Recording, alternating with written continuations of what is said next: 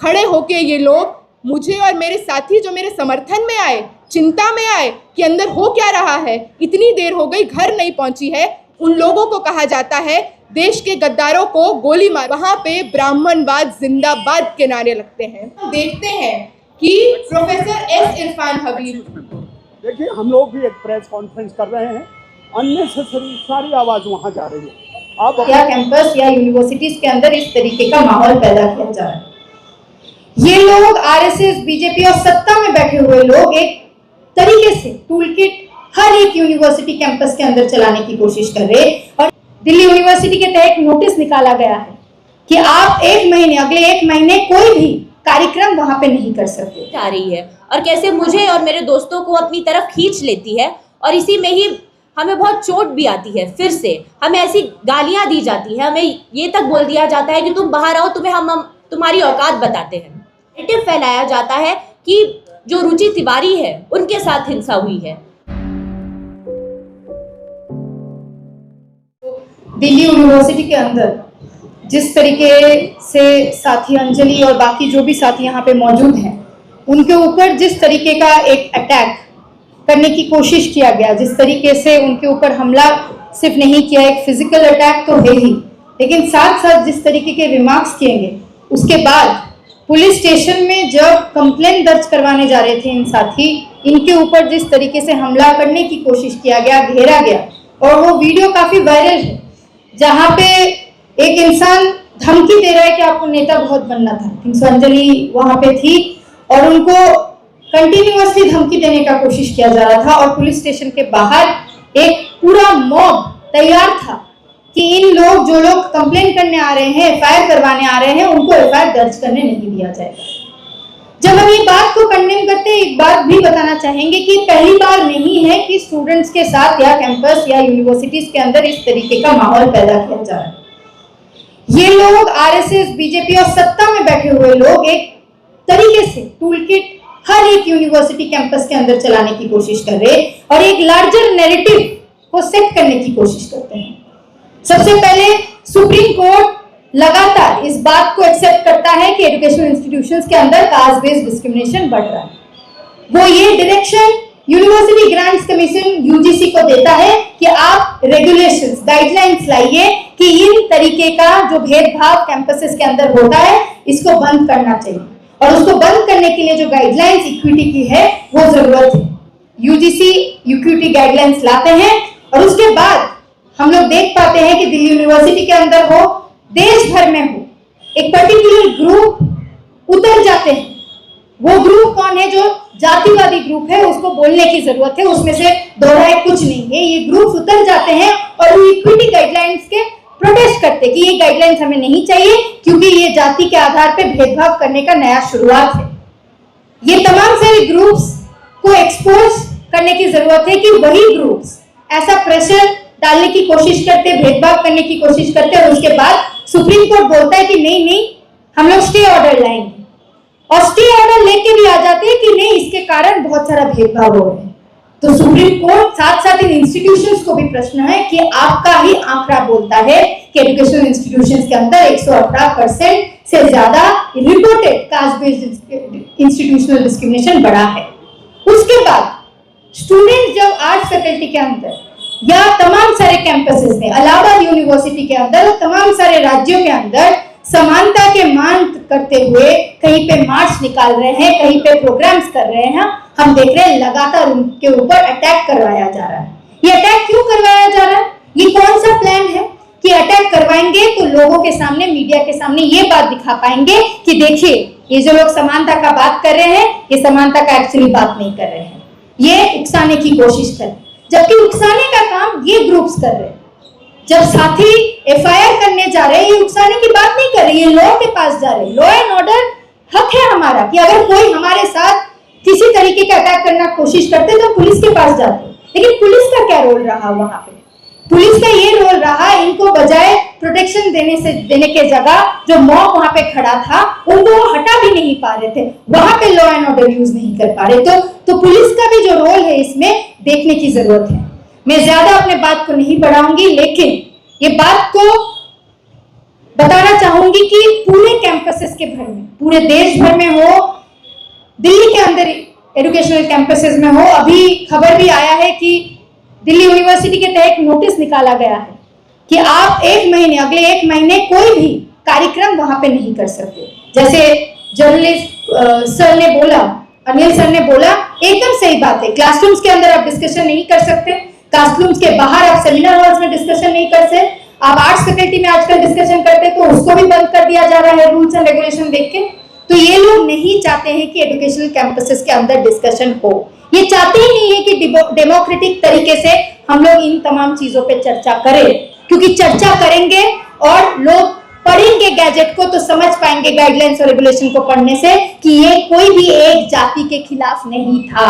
This regulation was all about equality, this regulation was all about implementing equity guidelines with in educational system. तो यही बात को बोलते हुए और इन तमाम सारे साथी और ये all India forum for equity, जिसमें तमाम सारे संगठन है जो आज कैंपसेस के अंदर, तमाम सारे कैंपसेस के अंदर समता के लिए, न्याय के लिए उतरे हैं, और इनके ऊपर जिस तरीके से अटैक किया जा रहा है कि अटैक नहीं चलेगा, इसकी लड़ाई हम लड़ते रहेंगे और तब तक लड़ते रहेंगे जब इक्विटी गाइडलाइंस को इंप्लीमेंट नहीं किया जाता है। सभी मीडिया के साथियों का शुक्रिया, और वो मीडिया जो वाकई में क्या हुआ वो दिखाना चाहती है, वो मीडिया जो समझ रही है कि आज देश में पिछले 10 से 12 सालों में जो प्रोजेक्ट चल रहा है, देश के सिटीजन्स को बरगलाने का, एक तरफा भाजपा आरएसएस की राजनीति को जो नैरेटिव फायदा पहुंचाए, उस तरह के लाइज को पेडल करने का, उस तरह के डिस्कोर्स को खड़ा करने का आप सबका बहुत शुक्रिया जो आज आप यहाँ पे आए हैं। 12 तारीख को दिल्ली विश्वविद्यालय में पीपल्स लिटरेचर फेस्टिवल का आयोजन होता है समता उत्सव के नाम से, और वहाँ पे आप देखेंगे कि देश में यूजीसी रेगुलेशंस की जो लड़ाई चल रही है उसको लेकर हम लोगों ने तमाम historians, prominent professors, social justice की लड़ाई में जो मुखर रूप से लोग आज लड़ रहे हैं उन लोगों को बुलाया। हमारा पहला सेशन था caste in higher education institutions and universities, जहां पर हम देखते हैं कि प्रोफेसर एस इरफान हबीब, देखिए हम लोग भी एक प्रेस कॉन्फ्रेंस कर रहे हैं, अननेसेसरी सारी आवाज़ वहाँ जा रही है। आप अपनी बात रखिए, हमें अपनी बात रखने दीजिए। आप बात करो वो करें, नहीं साहब आप कह ही सकते हैं, किससे कहेंगे?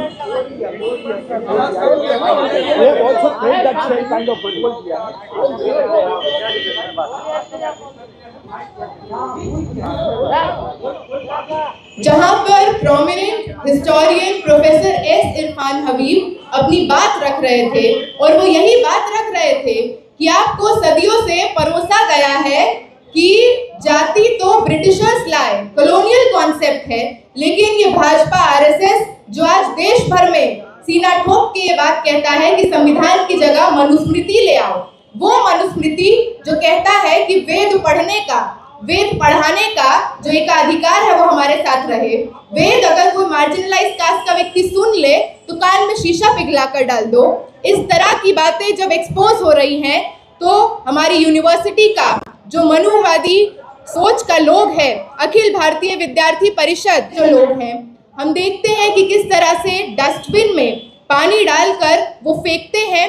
लगातार सेशन कंटिन्यू होता है, तमाम ऐसे लोग जो इस सवाल से वास्ता रखते हैं वो वहाँ पे मौजूद है, उन पर पथराव किया जाता है।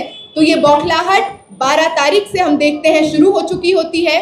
13 तारीख को देश के अलग अलग सेंटर्स में हम देखते हैं वंचित अधिकार दिवस मनाया जाता है, जहाँ पे देश में 100 से ज़्यादा सेंटर्स पे ये कार्यक्रम होता है यूजीसी रेगुलेशन की मांग के साथ। तो दिल्ली विश्वविद्यालय में भी ये कार्यक्रम होता है कि समता बराबरी एकाधिकार आपको छीन कर देना होगा उनको जिनको सदियों से दबाया गया, सदियों से कुचला गया। ये प्रोग्राम बहुत डेमोक्रेटिक तरीके से, शांतिपूर्ण तरीके से वहाँ पे चलता है। बार बार 3 से 4 लोग इसको डिसरप्ट करने की कोशिश करते हैं। कभी कहते हैं कि ब्राह्मणों के खिलाफ यहाँ पे नैरेटिव परोसा जा रहा है, कभी कहते हैं कि यहाँ पर हायर जो अपर कास्ट हैं उनके खिलाफ उनको जूते मारने के नारे लगाए जा रहे हैं। ये सारा एक तरफा नफरती प्रोपेगेंडा सेट करने की कोशिश को जब वहाँ पर जितने हम लोग मौजूद हैं इसको रिजेक्ट कर देते हैं, इसको ध्वस्त कर देते हैं, तो इनकी एक वापस से कोशिश होती है। एक महिला पत्रकार जो खुद को पत्रकार कहती हैं और यूट्यूबर हैं, रुचि तिवारी जिनका नाम है, हम देखते हैं वो वहाँ पर बाम सेफ न्यूज़ के पत्रकार को, जो एक दलित व्यक्ति हैं, उनको कोने में घेरे हुए हैं। मैं जैसे ही ये देखती हूँ, मैं वहाँ पे पहुँचती हूँ तो देखती हूँ कि उनके हाथ में उनका फ़ोन है, दोनों तरफ से उनको स्ट्रैंगल कर रखा है। अपने साथ जो 3-4 गुंडे लाई हैं, वो गुंडे लगातार जाति सूचक शब्दों का प्रयोग करते हैं। तुम अम्बेडकरवादियों को बता देंगे, तुम लोग की हिम्मत कैसे हुई कि तुम लोग ब्राह्मणों के खिलाफ यहाँ पे बात करोगे, तुम लोग को अधिकार चाहिए, आज़ादी चाहिए, अभी देते हैं। ये सारी बातें होती हैं। मैं उस भीड़ में घुसकर नवीन का फ़ोन उनसे लेने की कोशिश करती हूँ, जिसका वीडियो आप लोगों ने हर जगह देखा होगा।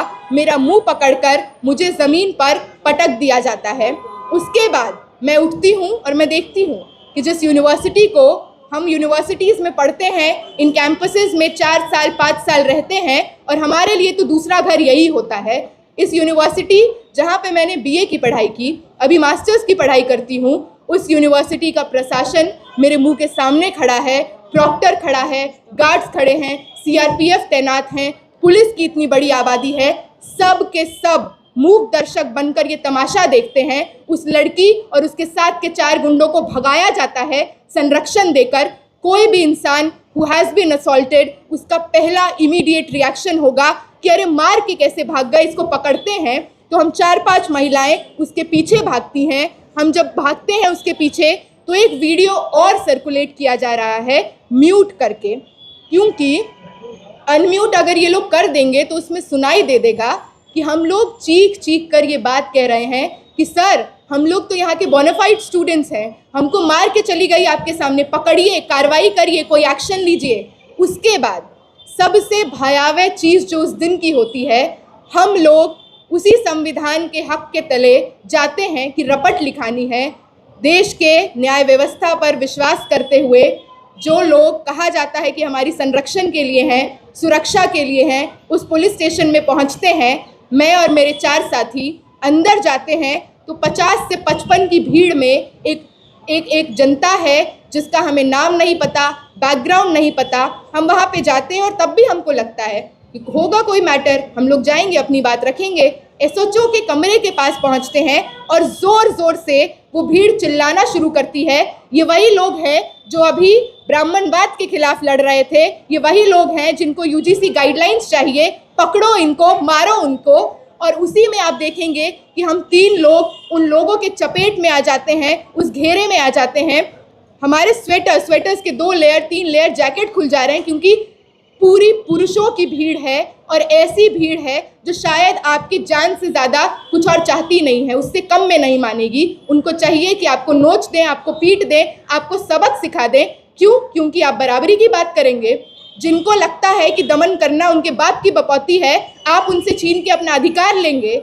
वहाँ पे हम देखते हैं पुलिस के संरक्षण में उन गुंडों ने लगातार माँ बहन की गालियाँ दी, विविडली डिस्क्राइब किया how they would rape me and my friends, how they would beat us, how they would lynch us.